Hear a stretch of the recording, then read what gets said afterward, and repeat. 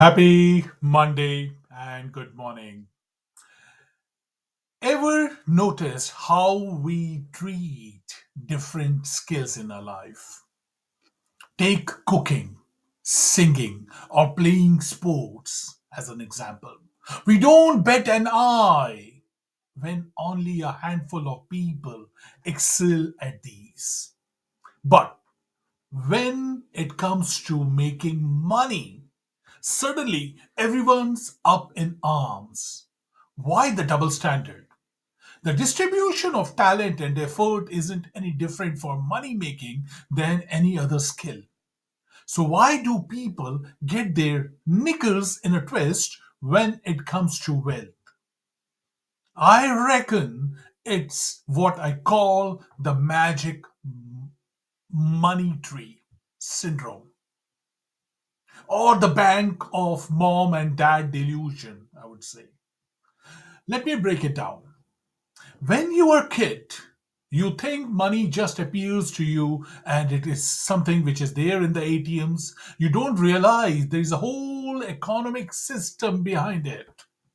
Similarly, kids don't get that wealth needs to be created. To them, it's just something parents have. This misunderstanding leads to some wonky ideas about wealth. They mix it up with cash. They think there's only so much to go around and that some big boss doles it out to them. Since kids can't make wealth themselves, everything they have is given to them. And when wealth is a gift, of course, it should be shared equally, right? Like demanding the same number of presents at birthdays. They start seeing wealth as a pie with limited slices. If one kid gets more, the others cry, foul, and demand fairness. And guess what? They carry this fixed pie thinking into childhood. But in the real world, wealth isn't a set amount. It's constantly growing. It's not handed out by parents, governments, or companies. And since people's skills and efforts vary, wealth creation isn't equal either. Adele can sell out stadiums while other singers struggle to book gigs at a local pub. Stephen King, J.K. Rowling, and Dan Brown sell millions and millions of books when other authors can't even land an agent. You get paid for doing or making stuff people want. Those who make more are often just better at giving people what they desire. That's the bottom line. Folks hate hearing this, but it's the cold, hard truth. And here's where people really lose their marbles. In the US, big companies, CEOs make about 300 times what the average worker does. Pro athletes, even more. NBA players make about 100 times the average Joe. MLB players, 65 times. NFL players, 31 times. The media loves to harp upon this. Is one person really worth hundreds of times more than another? Well, apparently so. Here's the deal: how much someone's work is worth isn't a matter of policy or morals. It's what the market decides. Elon Musk turned Tesla from a niche startup into the world's most valuable car company today. Is he worth more than 300 times the average Tesla employee? Considering the difference between bankruptcy and a $1 trillion valuation, you bet your bottom money dollar into this. He is. Put it another way. If you replaced Musk today with 300 average In 2008, if you would have replaced 300 average employees of Tesla and Musk replaced by that, things wouldn't have turned out the same, isn't it? Same goes for replacing LeBron James, Serena Williams, or Tom Brady with a bunch of average players. So when we gripe about some jobs being overpaid and others underpaid, what are we really saying? In a free market, prices are set by what buyers want.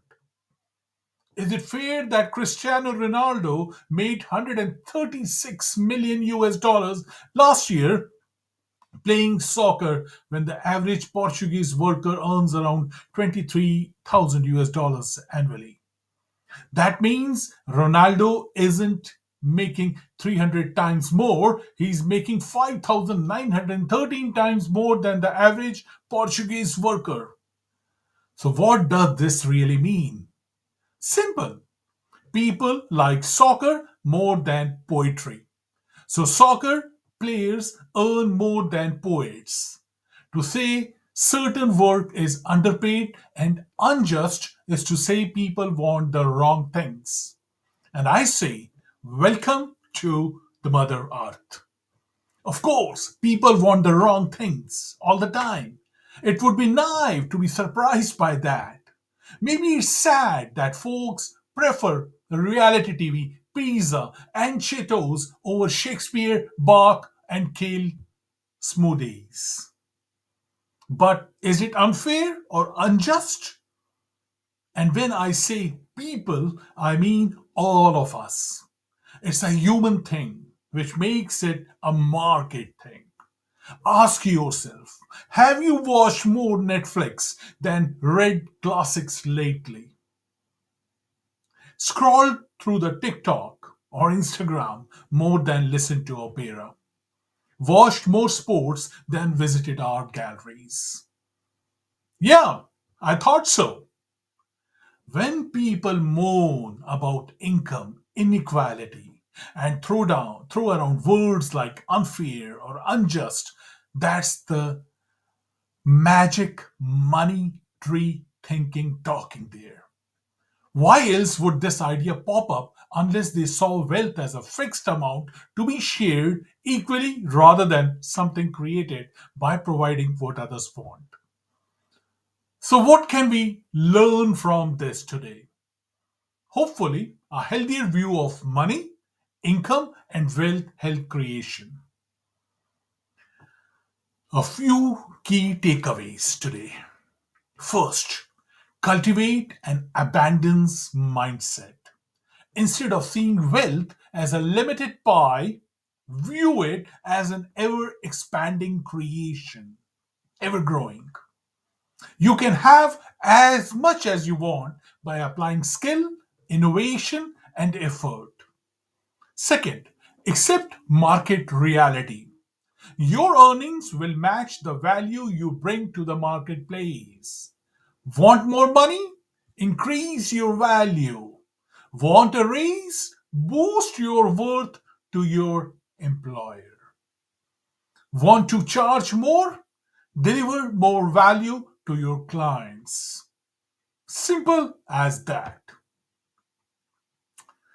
Third, focus on what people actually want.